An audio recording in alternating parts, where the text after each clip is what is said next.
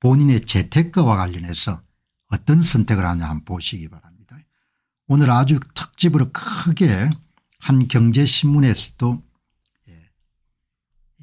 ETF 투자가 200조가 몰렸네요.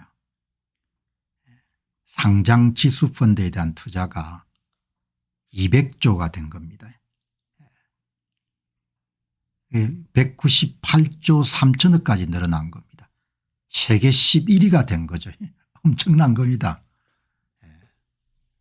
그러니까 뭐 미국에 비해 가지고 한 10년 20년 정도 늦게 시작한 것 같은데 어마어마하게 여러분들 빨리 움직인 겁니다. 여기 이제 오늘 이 내용은 한번 찬찬히 살펴볼 만한 그런 가치가 있기 때문에 국내 상장지수펀드 ETF 2020년에 출시한 이후에 23년 만에 200조 시대를 눈앞에 뒀는데 국내에 상장된 ETF 수가 983개네요. 순자산 누적 투자 총액이 198조 3202억 원.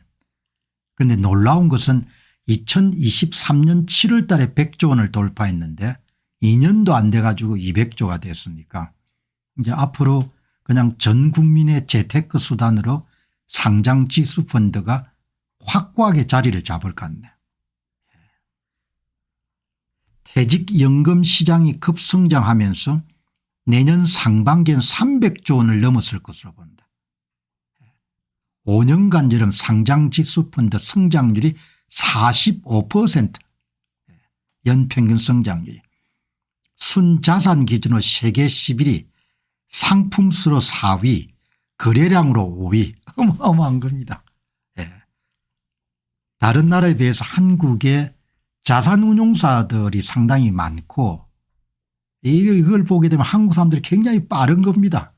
물론 빠름에 대해서도 이제 부작용도 좀 있지만 어마어마하게 빠르고 뭘 카피를 잘하고 한국 ETF 시장이 세계 11위가 된 겁니다. 상품수로는 4위 거래량으로는 5위 그리고 내년 상반기에 여러분들 2년 만에 100조가 200조가 되고 200조가 여러분들 한 6개월 만에 또 300조 원은 넘어서겠네. 어마어마한 겁니다. 그래서 이제 대세가 이러니까 오늘 방송에 참여하는 분들이 상품 선택이나 이런 부분에 좀 잘할 수 있도록 제가 이제 투자업계에 종사하는 사람이 아니니까 특정 상품이나 특정 회사에 관계없이 공평정대하게 이야기를 좀 할 수 있는 거죠. 어마어마하게 여러분들 빨리 올라간 겁니다. 2023년에 100조 2025년에 200조 2026년 상반기에 300조가 되는 겁니다. 자, 이 보시기 바랍니다. ETF 인기의 배경은 거래 편리성과 수수료 경쟁률이 요약될 수 있고 한 주 두 주를 살 수 있겠습니까?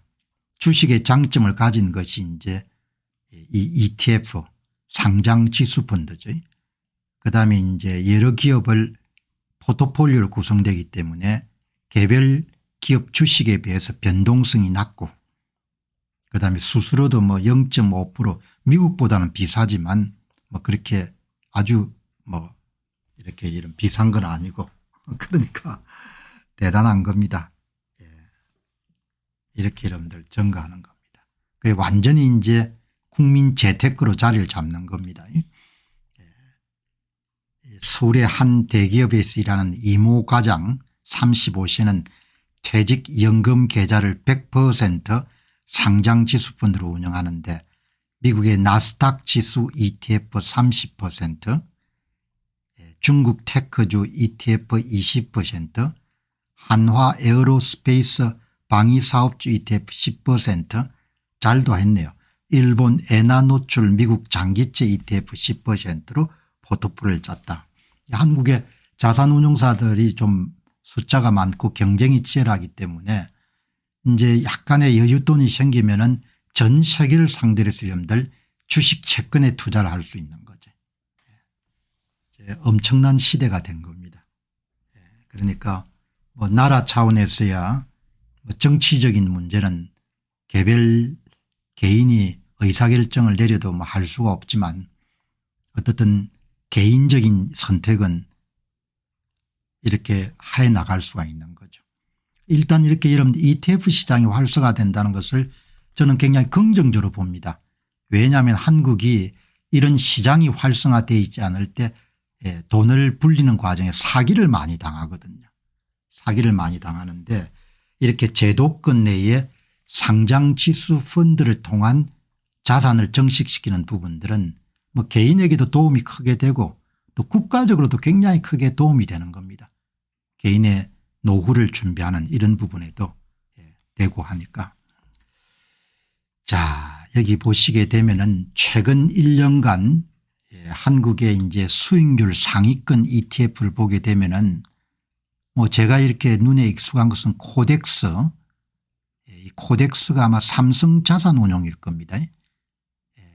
에이스는 한국투자자산운용일 거고 타이거는 미래에셋이고 그런데 이걸 가만히 제가 보니까 최근 1년 수익률은 중요하지 않지 않습니까? 노후를 대비하거나 뭐 이렇게 하게 되면은 20년 이렇게 보고 투자를 하는 거니까 그러니까 플러스 K 방산 이런 것은 약간 테마 ETF 성격이 강하죠. 저는 테마 ETF는 좀 반대하는 입장이거든요. 역사가 오래되고 그다음에 실적을 검증할 수 있고 운용 수수료가 낮은 그러니까 전통적인 ETF를 선택하는 것이 좋은데 이렇게 지금도 보면 뭐 조선 탑3 플러스 이렇게는 테마 ETF죠. 이런 거는 뭐 잠시 뜰 때 이렇게 여러분들 수익률이 올라갈 수가 있습니다. 시장은 이제 삼성자산운용이 38% 미래에셋이 34% 한국투자신탁이 8% 이렇게 차지하는 2강 체제가 지금 자리가 되어 있네요. 여기 보시면 박사님 나라가 어려워질 텐데요. 나라가 어려워질 때라 자기 돈은 여러분들 딴 데 투자를 해놓으면 되지 않습니까? 나라가 어려워지더라도. 그죠? 나라가 어려워진 데가 가만히 손 놓고 있을 수는 없지 않습니까? 나라가 어려워지더라도 자기 자산은 미국 시장에 가 있거나 인도 시장에 가 있을 수 있는 거죠. 그죠? 그거는 못 뺏어갔을 테니까 그렇게 여러분들 봐야 안 되겠습니까? 그러니까 나라는 나라고 뭐 개인이 또 살아가는 데는 개인이 필요하니까 국가별 ETF 1평균 거래액이 이렇게 여러분들 미국은 펀드 숫자가 1694개입니까? 1600 아마 이게 달러로 환산한 ETF 투자 총규모입니다. 미국이 1694억 중국이 255억 그다음에 가로 안에 있는 것이 이제 ETF 상장시수 펀드 개수입니다. 상장돼 있는 한국이 944개네요. 중국이 1046개인데 캐나다도 많이 발전돼 있네요. 1256개 총 거래 규모는 일평균 31억 불 한국이 22억 불 이렇게 지금 돼 있네요. 자, 여러분 이제 오늘 이 방송 참 귀한 방송입니다. 이렇게 차분하게 여러분들 객관적으로 이야기하시는 분이 별로 없을 겁니다. 왜냐하면 정권업에 계시는 분들은 현장을 중시하기 때문에 또 테마에 따르는 그런 방송을 하지만 학구적으로 이렇게 여러분들 이런 방송을 통해 가지고 종합적인 정보를 시청자들이 습득할 수 있는 그런 기회는 별로 없을 겁니다. 일단 이런 ETF는 변동성이 작죠. 변동성이 작기 때문에 어떻든 좀 젊은 분들도 ETF 투자를 해야 되고 또 50대 60대 약간 나이가 드신 분들도 뭐 예를 들면 3년 5년 10년 정도 노후의 후반부에 여러분들 써야 될 돈 같으면은 충분히 이런 상장시수 펀드를 여러분들 투자할 수가 있는 거죠. 그러니까 이제 60대 초반에 본인이 100만큼의 이런 자산을 갖고 있는데 생활비나 이런 부분에 50만큼을 쓰고 이제 노후 후반전에 대비해 가지고 지금부터 10년 후에 사용할 수 있는 그런 돈 같으면 10년 정도는 불릴 수가 있지 않습니까? 이제 그때는 상장 지수 펀드를 투자를 할 수 있는 거죠. 그죠? 그러니까 이거 지금 말씀드린 내용은 젊은 분들뿐만 아니고 중년들 그리고 노년의 이름들 후반부가 아닌 노년의 전반부를 사는 사람에게 전부가 이름들 다 해당하는 거죠. 지난 5년간 국내 주식형 ETF는 18조 915억 원이 늘었고 해외 주식의 ETF는 37조 835억이 는 거죠. 해외 주식의 ETF에 상당히 많은 부분들이 아마 미국 시장이나 중국 시장 일부가 베트남 시장 인도 시장 같은 데 투자가 됐지 않겠느냐. 과거에는 S&P 500 미국의 그리고 나스닥 필라델피아 반도체 지수 등 미국 대표 지수를 추종하는 ETF가 대부분이었지만 지금은 이제 다양한 그런 테마형 상품이 등장하게 되는 거죠. 이런 것도 참 한국 사람들이 똑똑합니다. 기발한 게 한국예탁결제원의 국내 투자자 미국 주식 보관 금액 상위 25개 종목을 보관액에 비례 편입하는 코덱스 미국 스학개미 ETF 지난해 수익률이 103.67%로 세계 1위를 기록했다. 굉장히 기발난 거죠. 기발난 건데 어떻든 간에 뭐 자금이 이렇게 여유가 많거나 그렇지 않으면 개별 주식 투자를 안 하고 일단 ETF 투자라는 게 가장 좋죠. 그러니까 뭐 굉장히 중요한 그런 투자 방식이고 그다음에 뭐 이렇게 테마형 상품이 많이 나와 있네요. 머니마켓 ETF, 산업테마 ETF, 테마형 ETF가 늘어나면서 거래가 거의 되지 않는 좀비 ETF가 많고 그래서 제가 오늘 이 4가지 주제를 다루면서 마지막에 이런 ETF를 어떻게 선택해야 될 것인가라는 부분에 대해서 정리된 입장을 이렇게 테마형 ETF를 그렇게 선호한 건 그렇게 좋은 현상이 아닌 것 같습니다. 테마형 ETF는. 그다음에 또 한국 분들이 또 투기성이 좀 강한 분들이 많죠. 세계적으로. 그러니까 뭐 주식이 오를 때 2배를 먹는 레버리지 ETF 주식이 떨어질 때 여러분들 2배를 먹는 또 인버스 ETF 뭐 이런 것도 여러분 하는데 그것도 여러분들 많이 하는데 그것도 별로 좋은 것 같지 않습니다. 그래서 시간이 좀 걸리더라도 정통을 따라야 될 것 같아요. 정통을. 뭐 나는 예외다 이렇게 하지만 제 생각에는 투자도 정석 정도 정통 투자를 따라야 될 것 같아요. 그래서 오늘 정통 투자를 이야기를 할 겁니다. 제가 정통 투자를. 자 여기 이제 보시게 되면은 수수료 경쟁이 크게 일어나 가지고 200조의 이름들 이 피 운용수수료 운용수수료가 엄청나게 여러분들 지금 경쟁이 붙어가 특히 미래에셋하고 여러분들 뭐 그다음에 삼성자산운용을 중심으로 해가지고 ETF 점유율 기준 상위 10개 자산운용사는 지난해 운용보수로 2340억 원을 벌었다. 거의 뭐 돈을 못 번 거죠. 출혈 경쟁을 하고 있는 겁니다.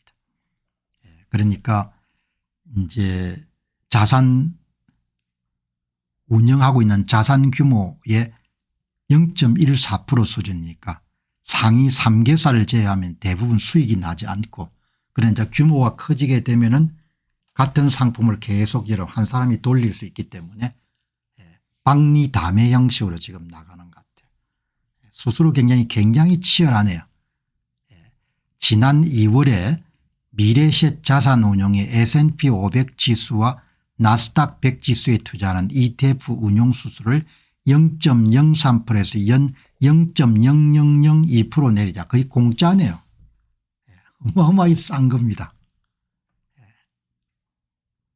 삼성자산운용이 같은 상품 보수를 0.0009%에서 0.0001%를 낮추며 맞대응했다. 그러니까 원래 0.03이었는데 삼성에서 0.0009%를 낮추니까 미래에셋에서 0.0002%를 낮춘 거네. 그러니까 다시 삼성자산에서 0.0001%를 낮춘 거네. 메리츠는 공짜라고 이러면 엥게디 해나님 말씀하시네요. 운용 수수료가 0.03% 이하라는 것은 뭐 거의 공짜한 것과 같은 거죠. 이렇게 여러분들 돌아가는데, 자 그러면 여러분 한번 보시죠. 미국 사람들이 가장 여러분들 많이 여기 이제 보시면은 이 상품들이 톱 7개를 한번 고른 겁니다. 한국에서 운용자산 규모가 가장 많은 순서로 이 코덱스 200 수수료 0.15% 미래에셋 자산의 타이거 200 이거는 상품이 여러분들은 뭔지 모르겠는데 한국 시장에 투자를 하는 것 같은데, 그다음에 코덱스 코스닥 이게 이제 미국 상품이죠. 미래에셋 자산의 2018년에 여름 출시한 타이거 미국 나스닥 100 이게 1조 8천억이네요. 운용자산 규모가. 그다음에 삼성자산운용이 코덱스 미국 S&P 500 S&P 500을 추종하는 상품이 1조 5천억이네요. 여기 보시게 되면은 뭐 운영 수수료가 지금은 더 내려갔겠지만 한국에서 가장 여기 세계는 한국 회사에 투자하는 것 같고 4번 5번 6번 7번은 미국 회사에 투자하는 것 같고 이렇게 여러분들 정리가 되겠네요. 자, 이 보시기 바랍니다. 이제 이거는 미국의 기술주만 한번 미국의 기술주에 투자하는 한국의 자산운용사 상품 가운데 운용자산 규모 수탁고 여름 기준으로 가장 큰 순서로 7개를 한번 뽑아보니까 여기 나오네요. 1등이 미래에셋 자산 타이거 미국 나스닥 100 이건 내가 볼 때는 나스닥 회사 가운데 100개를 골라가 이런 투자를 하는 것 같네요. 나스닥을 그냥 추종하는 게 아니고 코덱스 미국 S&P 500 이거는 그다음에 타이거 미국 S&P 500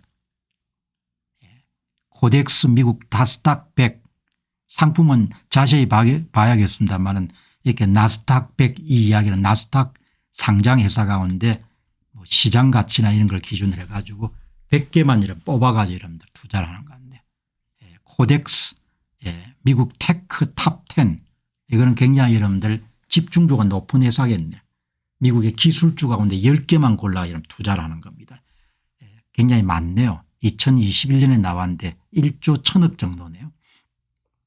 코덱스 미국 테크 탑 100 이렇게 이런 투자를 하는 겁니다.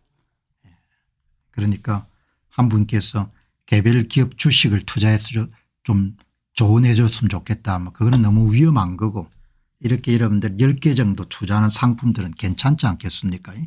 타이거 미국 테크 탑 10 코덱스 미국 테크 탑 10 뭐 거의 근사하네요. 운용수수료 이렇게 근사한 상품들 같은 경우는 운용수수료 보고 여러분들 투자를 하면 되겠네요. 자 이렇게 여러분 되시고 그다음 한번 뭘 했는가 하니까 여기서 이제 탑 10이라고 했기 때문에 한국의 자산운용회사들은 탑 10을 어떻게 보냐 이렇게 보니까 삼성이 운영하고 있는 타이거가 미래에셋이 운영하고 있고 삼성이 운영하고 있는 테크 톱 10 기업들에 대한 투자를 여러분들 여기 보니까 타이거 100개 회사 가운데 탑 10만 여러분 보게 되면은 이 약간씩 차이가 나고 거의 비슷하지 않습니까? 여기는 마이크로소프트 애플 아마존 엔비디아 브로드컴 메타 테슬라 알파벳 코스코 그다음 여기는 애플 마이크로소프트 아마존 답 테슬라 조금 더 공격적이네요. 이렇게 미래에셋의 대표 상품인 미국 나스닥 100 코덱스 미국 나스닥 100 100개 기업에 투자하는 것 같은데 이 가운데 톱 10만 한번 뽑아보라고 했더만 여러분들 이렇게 비교가 되네요. 다 좋은 회사들이니까 어쨌든 한국 사람들이 똑똑합니다. 그러니까 미국 회사 거를 다 벤치마킹 해가지고 버전업하는 이런 상품들을 만들어 가지고 판매하는 거죠. 판매하고 운용 수수료도 뭐 조금 비쌉니다만은 0.07 정도 되니까 미국 회사들은 대개 한 0.04에서 0.08 정도 될 테니까 거의 뭐 비싼 편이다 이렇게는 볼 수가 없을 것 같네요. 자, 이렇게 여러분들 지금 상장지수 펀드 투자 시대가 열린 겁니다. 저희들 세대에 비해서 젊은 세대들은 굉장히 투자라는 면에서 좋은 시대에 나서 산 겁니다. 한국에 있지만 미국 기업들 뭐 베트남 기업들 인도 기업들 다 투자할 수가 있으니까. 그리고 특히 ETF 투자의 가장 큰 장점은 특정 기업의 이름들 변동에 따라 크게 좌우가 되지 않는 변동성이 낮기 때문에 굉장히 여러분들 멋진 투자 방식이다 이렇게 보시면 좋겠네요. 자, 그럼 여기 한번 보시죠. 여기 무슨 뭐가 여러분 테마 주식은 여러분 굉장히 주의해야 됩니다. 기술적으로 아주 그 분야를 해박하게 알더라도 특정 기업에 너무 많은 것을 의존한다는 것은 너무나 위험한 것 같아요.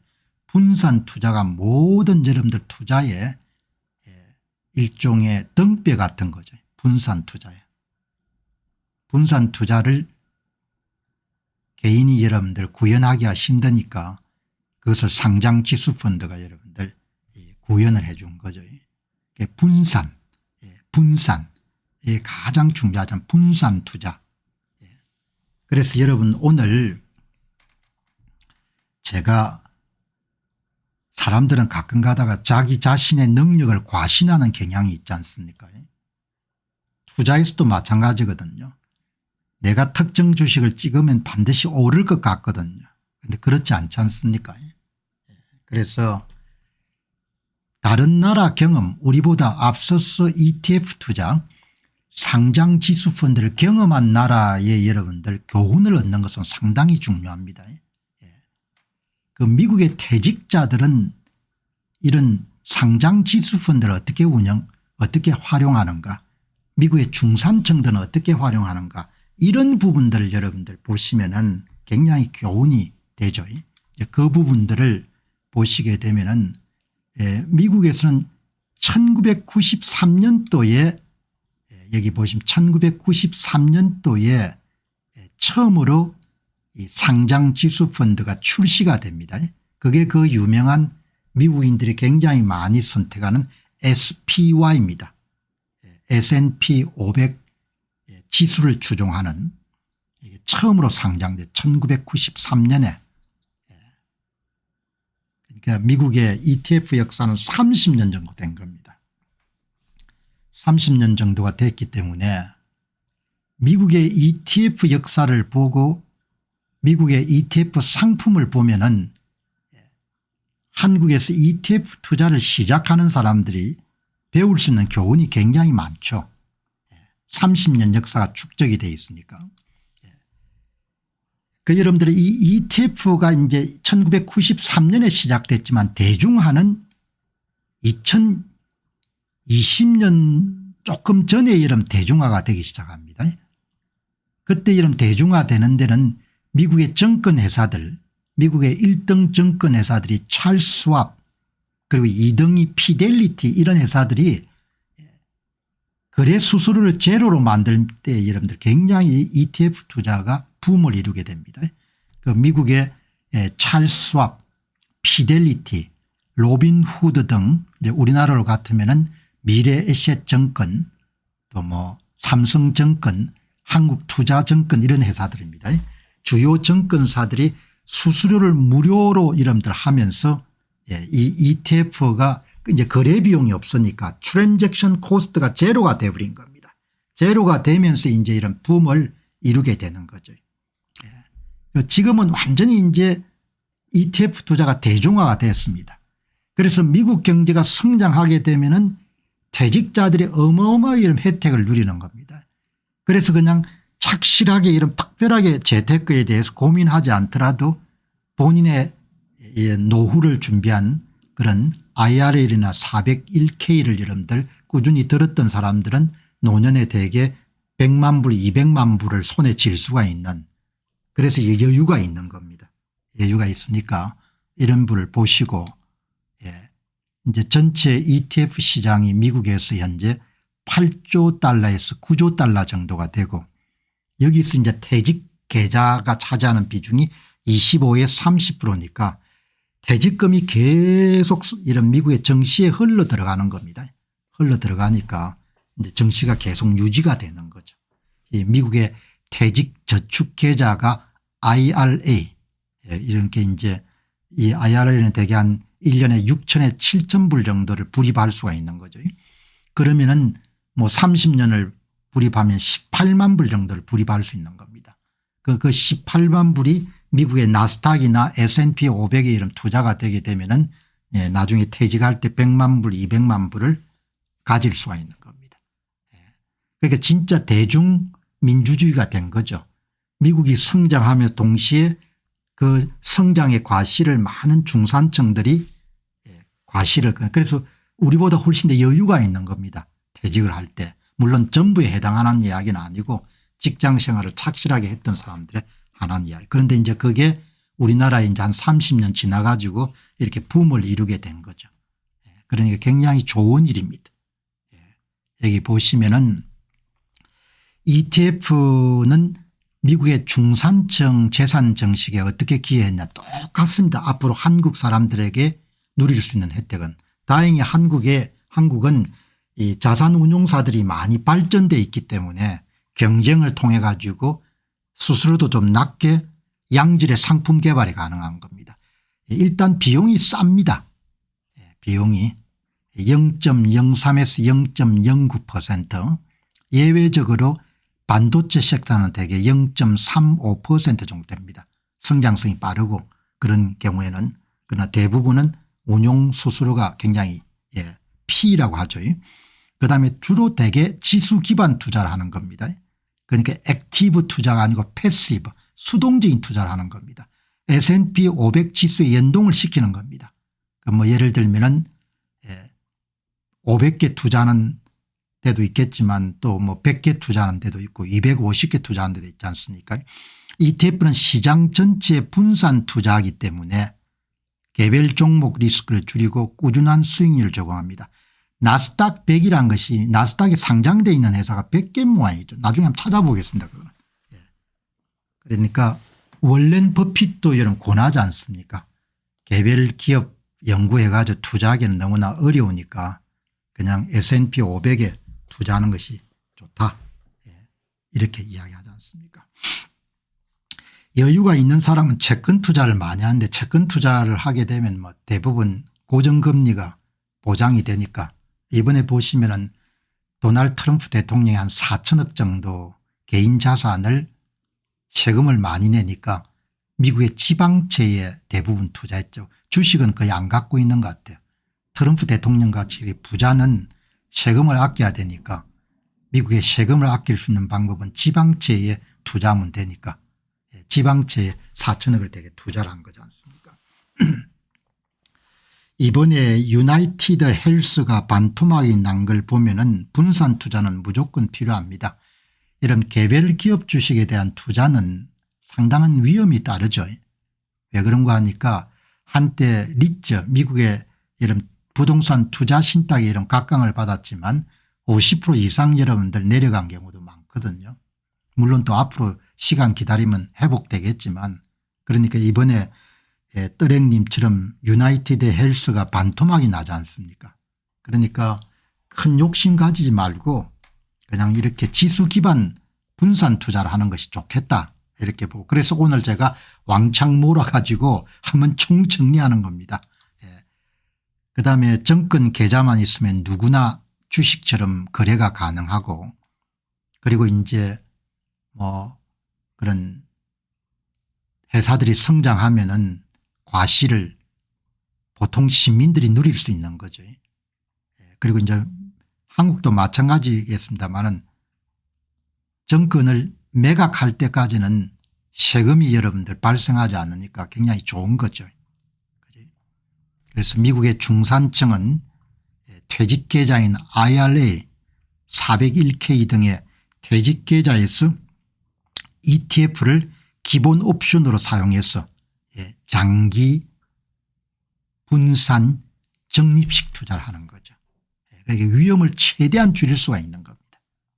이렇게 보시면 좋을 것 같고, 자 그럼 여러분들 이 한번 살펴보시죠. 여기 보시게 되면은 한 30년 됐고 대중화는 2005년부터 본격적으로 진행이 되고 2010년 말경부터 굉장히 불이 붙기 시작합니다. 퇴직계좌 내에서 ETF 비중이 한 25에서 30% 차지하는데, 물론 퇴직자금을 가지고 개별 기업 주식에 투자하는 경우도 있습니다. 대부분 사람들은 배우죠. 개별 기업에 투자를 해가지고 손해를 보는 것을 배우기 때문에 저는 강력하게 ETF 투자를 하는 겁니다.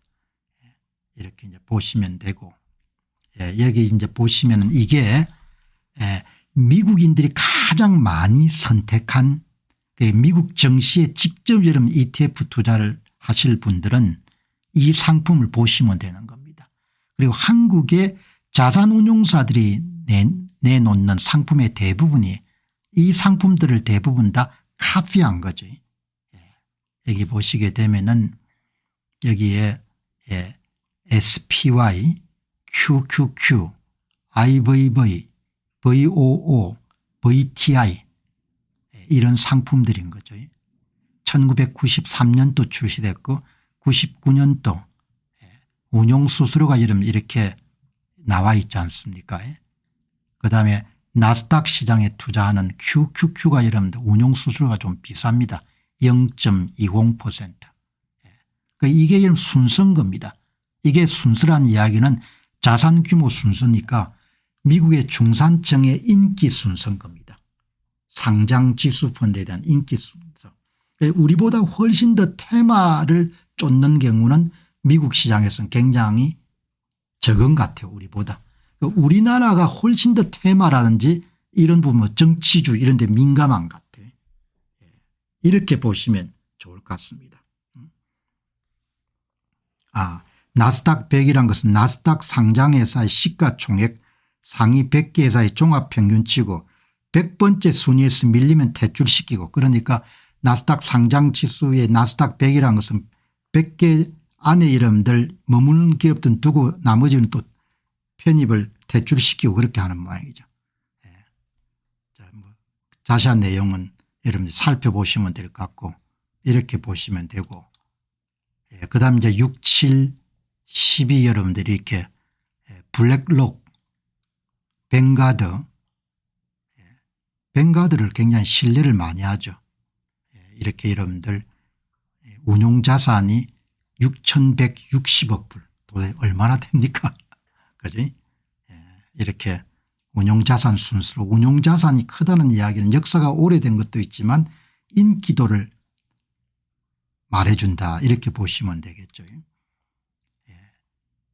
그다음에 이제 여러분들 제가 한번 조사를 해본 것은 기술주 ETF에 대해서 인기 순서를 한번 정해본 겁니다. 기술주. 그러니까 나스닥이나 S&P 500 회사들 가운데서도 기술에 오리엔테이션 되어 있는 그런 회사들에 대한 상장지수 펀드를 보게 되면은 역시 우리나라 사람들도 많이 투자하는 QQQ 1794억 불이네요. 그다음에 뱅가드 VGT 620억 불, 그다음에 XLK 662억 불. 가장 역사가 오래된 게 여러분들 이 XLK죠. 이 기술주에서는 수수료가 0.10%네요. 0.10. 그다음에 이제 여기는 뭐 반도체입니다. 이건 SOXX. 이렇게 여러분들 보시면은 반도체 섹터가 좀 비쌉니다. 운용 수수료가. 여기서 여러분들 눈여겨보셔야 될 것은 순입니다. 미국인들이 가장 선호하는 그런 상장지수 펀드가 뭐냐 이야기죠. 여기 반도체 SMH, 그다음 피델리티 이런 FTC 이런 것들이 대부분 다 기술주에 오리엔테이션 된 투자를 할 때 가장 인기 있는 순서를 한번 여러분들 이렇게 정리해 본 겁니다. 그다음 여러분 보시게 되면 이제 반도체 섹터에 대한 그만 한번 뽑아봤습니다. 미국인들이 반도체는 성장성이 빠르고 변동성이 굉장히 심한 산업이죠.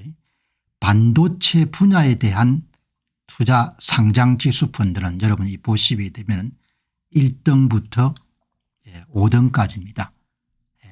반에크의 SMH, 그다음에 SOXX, 그다음 XAD 뭐 이런데 이 가장 탑2가 두 개죠. 두 개에서 SMH하고 SOXX. 이 차이는 여러분들 SOXX는 아마 미국 기업에만 투자를 할 겁니다. 미국 기업에만. 그래서 대만 반도체가 없습니다. 포함이 안 돼 있고, 그다음에 반에크, 반 이렇게 하면 조상이 네덜란드계겠죠. SMH는 1등이 엔비디아에 투자를 하고 2등이 아마 TSMC 대만 반도체 투자를 할 겁니다. 성장률이 좀 높습니다. 19% 이렇게 차지하죠. 이렇게 보시면 좋을 것 같고, 그다음에 제가 가끔 이제 소개해드렸던 부분들 가운데서 이 보시죠. 이게 모두가 반에크 자산운용사가 운영하는 상품입니다. 이거는 출시된 역사가 굉장히 오래됐습니다. 2011년 이 반도체 섹터 투자에서 가장 자산 운용 규모가 크고 인기가 있는 상품이 SMH입니다. 그리고 이 옆에 보시면은 작년 8월 달에 출시된 것이 SMHX입니다. 이제 규모가 얼마 안 되죠. 3,616만 달러.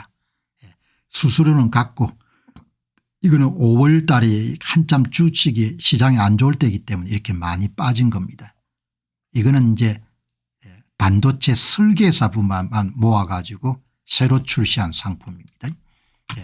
미국 상장 반도체 기업 25개를 구성된 MVIS US 리스티드 세미컨덕터 25 인덱스를 추종하고, 이거는 이제 팹리스 반도체 설계에서만 투자를 하는 거죠. 여기 보시게 되면은 SMH하고 보시면은 이게 SMH가 이름 갖고 있는 25개사 가운데 가장 많이 투자한 10개사 목록입니다. 엔비디아, 타이완 세미컨덕터, 브로드컴, ASML, 퀄컴 이렇게 나가는 겁니다. 그리고 이제 여기는 자본 집약적 산업은 다 빠졌습니다. SMH는 엔비디아, 브로드컴, 퀄컴, AMD, 그다음에 이렇게 여러분들 SMH에서는 여러분 들어보지 못하셨죠.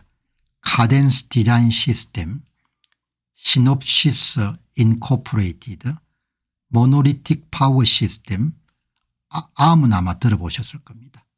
에스트라 랩, 이렇게 반도체 설계사만 6등, 7등, 8등, 9등, 10등 이렇게 나와 있는 겁니다. 여기 이제 보시면은 SMH가 투자하고 있는 회사의 여러분들 시장 가치입니다. 엔비디아가 3조 350달러, 350억 달러. 여기 이제 이렇게 돼 있고, 그 다음에 이제 SMHX는 엔비디아, 브로드컴, AMD, 퀄컴, 마블 이렇게 회사 가치입니다. 브로드컴이 지금은 이제 1조 달러 넘었을 겁니다. 이렇게 이 SMH는 반도체 섹터 가운데서도 거의 1등부터 25등까지를 뽑은 거고, 이게 SMHX는 반도체 설계에서만 뽑은 거고 그렇게 보시면 좋을 것 같습니다. 그래서 오늘 여러분들이 이제 이 방송을 통해 가지고 미국의 그런 상장 지수 펀드를 사람들이 어떻게 투자하는지 또 한국 자산운용사들이 만든 상품에 어떻게 투자하는지를 일목요연하게 한번 정리할 수 있는 그런 기회가 됐으면 좋겠다. 그렇게 보시면 좋겠습니다. 자, 그럼 이제 국내 ETF부터 접근해야 됩니까?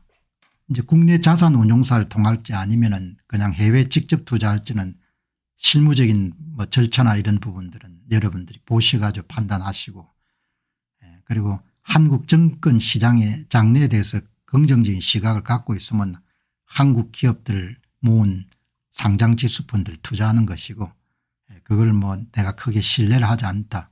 미국 시장이 항상 우상향했다. 그렇게 생각하면은 미국 기업들을 모은 상장지수 펀드에 투자를 해야겠죠. 자, 이게 이제 보시면 투자자들이 이 ETF 선택을 어떻게 해야 되느냐, 어떤 기준을 해야 되느냐. 한국 시장하고 미국 시장을 비교하게 되면 당연히 미국 기업의 투자 비중이 좀 많아야 안 되겠습니까?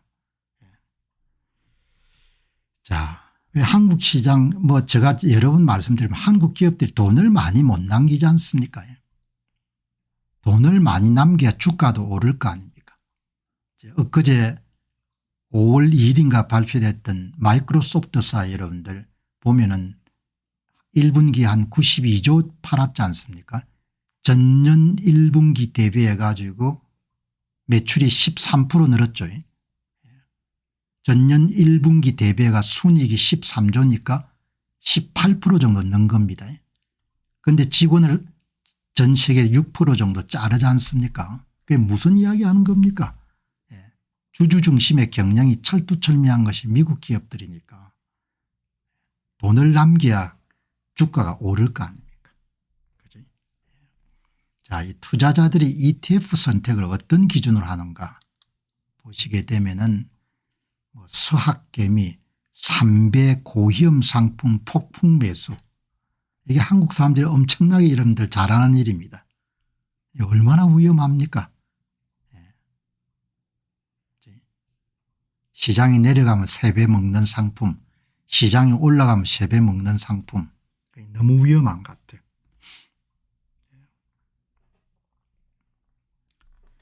이 심천우님께서 직투하시기 바랍니다. 이렇게 나오는데 잘 판단해서 결정을 하시기 바랍니다. 스스로도 비교해보고 몇십 년 여러분 투자한다고 생각하시게 되면은 조금 고민을 할 필요가 있지 않습니까? 이 찰스 슈왑은 미국 정권업계에서는 신화적인 인물이지 않습니까? 도널드 트럼프가 관세 발표하기 전에 찰스 슈왑하고 식사를 하지 않습니까? 백악관에서. 이 찰스 슈왑이 딸에게 여러분들 지금 이제 작년도에 은퇴했을 겁니다. 딸이. 찰스 슈왑이 입사해 가지고 은퇴했는데 여러분 딱 딸이 이름 은퇴하니까 딸이 여러분들 입사를 하니까 찰스 슈왑이 아버지가 오나죠. 한국은 당연히 이런 부모 재산이 내 거다 이렇게 하지만 미국은 생각이 많이 다르지 않습니까? 아버지 거는 아버지 거고 아버지가 주면 고마운 거지만 아버지가 안 주면 할 수 없는 거죠. 그런 생각이 명확하죠. 한국은 부모 거는 내 거다 이렇게 생각하는데 미국 사람들은 그런 경우가 별로 없고 그래서 재산 분규가 별로 없지 않습니까? 주면 좋은 거고 안 주면 할 수 없는 거고. 찰스 슈왑이 이런 딸을 불러가 이야기하지 않습니까? 그냥 ETF 상장 지수 펀드 두세 개 선택해 가지고 봉급 받으면 일정 부분 떼서 불입해라. 그러면은 퇴직할 때 몇백만 불 갖고 나갈 거다. 딸이 이름 퇴직할 때 인터뷰에서 그렇게 이야기하지 않습니까? 아버지가 준 조언이 너무나 멋진 조언이었다. 그런데 아버지가 하나 더 이야기하죠. 머리 많이 굴리지 말고 스스로 낮은 상품 사라 이렇게 하지 않습니까? 그리고 시간이 가면 당연히 부자가 된다. 그러니까 너무 돈 벌려고 머리 쓰지 마라. 이 내용이 여기 딱 나와 있지 않습니까? 딸이 여러분들 이야기한 내용 그대로 담았네. 찰스 슈왑은 자기 회사에 입사한 딸에게 다음과 같은 조언을 했다. 저는 이 이야기를 직접 딸이 여러분 한 이야기를 봤거든요. 인터뷰를. 너무 복잡하게 생각하지 말아라. 두세 개의 저비용 ETF를 골라서 매달 일정 금액을 투자해라. 봉급 받으면은 5% 10% 그렇게 떼가지고 불입하면 1년에 한 6천에서 7천 불 정도 불입할 수 있으니까 시간이 너의 가장 강력한 무기다. 그게 평생에 자산시장에서 여러분들 활동했던 아버지가 딸에게 준 조언을 우리가 여러분 다 함께 공유할 수 있는 대단한 시대를 사는 거죠. 찰스 슈왑이 이야기인 겁니다. 이게 여러분 정통 조언인 겁니다. 이런 걸 우리도 옛날에 들었으면 너무나 좋았을 것 같아요. 이게 여러분 핵심인 겁니다. 핵심. 재테크의 핵심이 뭐냐 여기에 있는 겁니다. 딴 거 생각할 거 없다 이야기죠. 무슨 뭐 땅 보러 다니고 집 보러 다니고 할 필요 없다는 이야기죠. 자, 워런 버핏이 대부분의 개인 투자자들은 시장 전체에 투자하는 S&P 500 ETF에 정기적으로 투자하는 것이 최선이고 그런 부인에게 남긴 유언에서 자신이 세상을 떠난 이후에 남은 자산의 90%는 S&P 500 ETF에 10%는 단기 국채에 넣어라. 너무나 이런 명쾌한 겁니다. 국채는 픽스드 인컴 고정소득을 보장하지 않습니까? 4%나 뭐 3.5%나. 그러니까 주식에 90% 넣고 10%는 단기 국채에 이름 넣어가지고 매달 여러분들 이자처럼 나오면 그거가 생활비 쓰라는 이야기죠. 그지? 아직도 뭐 이 양반 부정선거 확정자 맞나 이런 이야기 하고 다니면 어떻게 되는 거예요? 한심한 사람 같으니라고. 내가 부정선거를 다뤘으니까 많은 사람이 알게 된 거지 않습니까? 바보천지처럼 그냥 다 모르고 어리부리하게 다 당하지 않고 이렇게 여러분들 정리하시면 좋을 것 같습니다. 방송 진지하게 하는데 무슨 와가지고 그냥 자다가 봉창 두드리는 소리 하고 있어요. 굉장히 중요한 내용을 이야기를 하지 않습니까? 여기 보시면은 시장 전체를 추종하는 인덱스 ETF 타이밍 맞출 생각하지 말고 꾸준히 불입해 나가라는 이야기죠. 자, 이게 여러분들 미국 사람들이 가장 많이 찾는 상품입니다. 만일 오늘 이 방송 보시는 분들이 미국 시장에 내가 돈을 좀 투자해야 되는데 투자 경험이 없다. 그럼 여기 SCHG 상품 사면 되겠네요. 이게 찰스 슈왑에서 운영하는 뭐 지금 운용 자산 규모는 그렇게 크지 않습니다. 후발주자가 돼 가지고. 이거는 500개 가운데 250개 투자한 겁니다. 연평균 수익률이 좀 높죠. 16.7%. 그지? 이거는 500개 투자하는 거고. 그지? 이거는 250개 투자하는 거고. 그지? 그렇게 보시면 되겠네. 이게 딱 나오지 않습니까?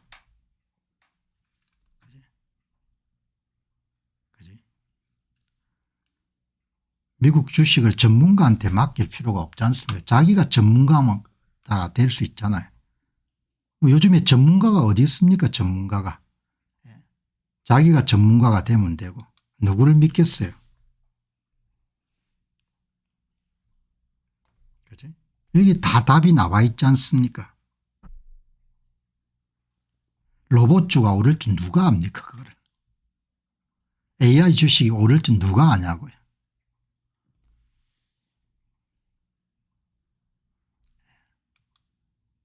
그다음 이제 이거를 한국의 자산운용사를 통해가 만일에 여러분들 미국 주식을 투자하겠다 이렇게 하면 여기 나오지 않습니까?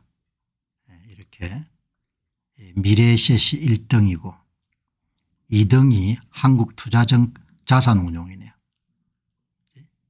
이게 왜 여러분들 타이거 에이스가 있는데 코덱스가 빠져 있는지 좀 이상하네요. 여러분들이 이렇게 그대로 다 나와 있지 않습니까? 한국 회사를 통해가 살 때는 이렇게 하고 직투할 것 같으면 여러분들 이렇게 하고 직투할 것 같으면 이렇게 하고 이 가운데서 가장 내가 권하고 싶은 것은 SCHD다. 한국을 투자하려면 이렇게 하고 다 나오지 않습니까? 이게 타이거, 미래에셋, 에이스는 한국투자신탄운용, 그다음에 코덱스가 빠졌네요. 코덱스가 아마 들어가 있을 겁니다. 자기가 전문가가 되면 되지 않습니까? 지금은 뭐 다 전문가가 될 수 있게끔 다 여러분들 그걸 할 수가 있으니까. 이제 물어봤습니다. 미국 사람들은 대개 어떤 기준을 가지고 ETF를 선택하냐.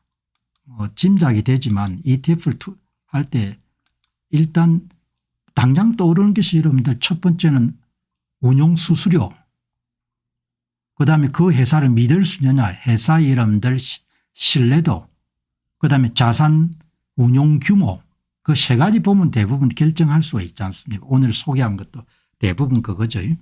여기 보시면은 운용 자산 규모, 역사, 운용 보수, ETF 발행사 신뢰도. 미국에 직접 여러분들 그냥 사면은 뭐 역사가 오래됐으니까 투명하죠. 회사는 투명합니다. 이런 기준으로 사면 되는 겁니다. 그 역사가 오래되게 되면은 펀드의 이런 성과 같은 걸 바로 한눈에 다 볼 수가 있으니까. 찰스 스왑에서 조사한 걸 보게 되면은 ETF를 선택할 때 미국의 중산층들이 뭘 가장 중시하냐, 비용, 운용 수수료, 그다음 그 운영사를 믿을 수 있냐, 뭐 피델리티, 뱅가드, 뭐 레드락, 이렇게 믿을 수 있는 회사냐. 그다음에 이제 뱅가드에서 조사한 걸 보게 되면은 투자자들이 선호한 것은 VTI, VOO, SPY 이런 거지 않습니까? 그런데 제가 볼 때는 SCH도 굉장히 괜찮은 상품 같다. 이렇게 나누는 거지 않습니까? 여기에 소득의 30%씩 나누어서 나스닥 100 필라델피아 추종하는 반도체 SOXX겠죠. S&P 500에 투자하고 5%는 한국 주식, 5%는 정기적금 5년 동안 해보면 답이 나옵니다. 아주 정답을. 여러분 좋은 시대지 않습니까? 제가 방송하면 이렇게 또 경험 가지신 분들이 의견을 이렇게 올려주시니까. 그죠? 참 유용한 시간입니다. 좋은 세상이 돼가지고 여러분 이거를 다 볼 수 있는 그런 시대가 된 거죠. 그다음에 이제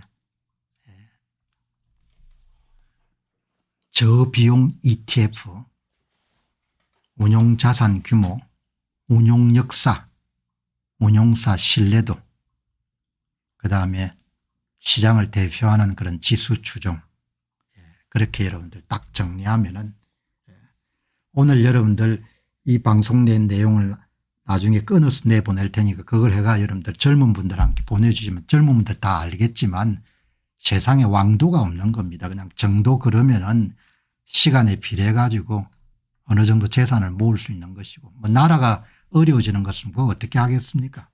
그거를 나라가 어려워지는 거는 뭐 사람들이 다 집단적으로 결정하는 건데 그거는 어떻게 하겠습니까? 그렇게 보시면 좋을 것 같습니다.